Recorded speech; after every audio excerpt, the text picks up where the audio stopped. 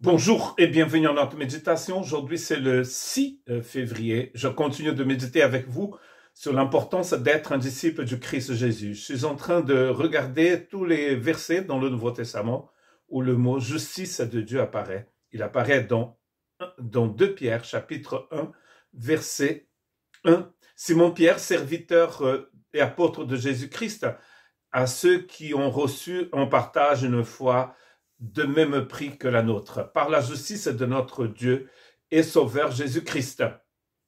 Que la grâce et la paix vous soient multipliées par la connaissance de Dieu et de notre Seigneur Jésus-Christ. Nous avons reçu donc cette foi par la justice de Dieu. C'est l'œuvre de la justice de Dieu. Nous avons vu que la grâce et la paix sont multipliées dans notre vie par la connaissance de notre Seigneur. Et tout cela est fruit, en fait, du travail de la justice de Dieu dans notre vie.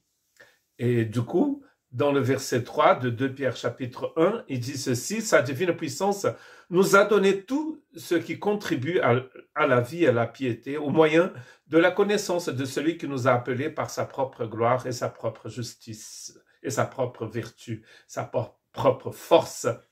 Nous ne pouvons pas vivre la vie chrétienne, nous avons déjà vu ça, sans l'aide du Seigneur. Il est le seul qui puisse le faire.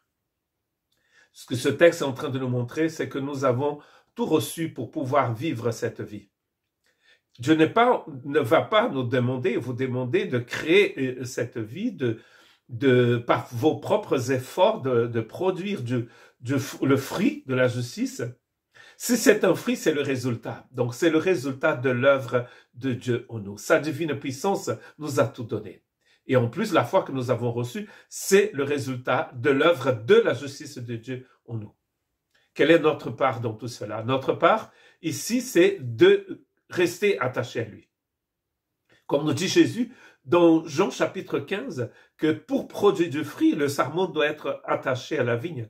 Et s'il n'est pas attaché à la vigne, il ne peut pas produire du fruit. D'ailleurs, il est mort. Quand vous coupez une branche d'un arbre, cette branche ne peut plus rien du tout produire. Elle ne peut produire rien du tout. Pourquoi? Parce que la branche n'est plus attachée à l'arbre. Donc, pour rester, la connaissance du Seigneur ici, c'est de demeurer en lui, de rester en lui. Dans vos pensées, en fait, dans votre esprit, vous êtes attaché à lui. Par le Saint-Esprit, vous êtes attaché à lui. Et là encore, nous revenons à l'œuvre de la justice de Dieu. Du début à la fin, le salut, c'est l'œuvre de la justice de Dieu en nous. C'est le résultat de cette justice en nous. On essaie d'expliquer, en fait, on a du mal, nous avons du mal à comprendre ce que c'est que le chemin du Seigneur. Parce que nous allons toujours revenir à nos religions, à nos efforts, à notre façon de faire. Alors que tout ce que Jésus nous demande, c'est de rester attaché à lui, c'est de lui faire confiance. C'est peut-être c'est de cela dont parle Pierre ici. La grâce et la paix sont multipliées par la connaissance du Seigneur. Et en plus, il appelle Jésus-Christ notre Dieu et Sauveur.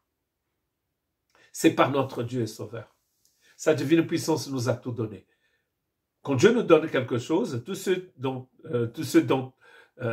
qu'il attend de nous, c'est que nous puissions recevoir. Quand on nous offre un cadeau, nous recevons le cadeau et nous disons merci. C'est ce qui fait une personne polie. Combien de temps nous allons passer à lui dire merci? C'est cela peut-être l'adoration et la louange.